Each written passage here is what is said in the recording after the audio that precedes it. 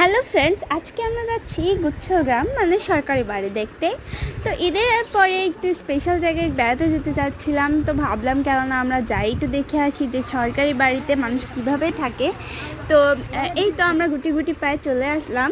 আর আমাদের গ্রামের পাশের গ্রামে এই সরকারি বাড়িগুলো তৈরি করছে। তো যারা গৃহহীন তাদের জন্য কিন্তু এই ব্যবস্থা করাটা অনেক ভালো হয়েছে। আর এগুলো দেখতে কিন্তু অনেক সুন্দর লাগে, একদম একরকম বাড়িঘর সবার।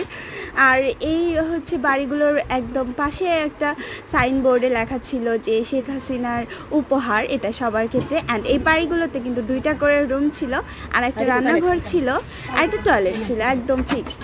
তো আমাদের এই বাড়ির একটা মহিলার সাথে আমরা কথা বলে দেখলাম যে উনি আমাদেরকে বললেন যে এই বাড়িগুলো মানে নিতে তার কোনো টাকা পয়সা লাগে নাই।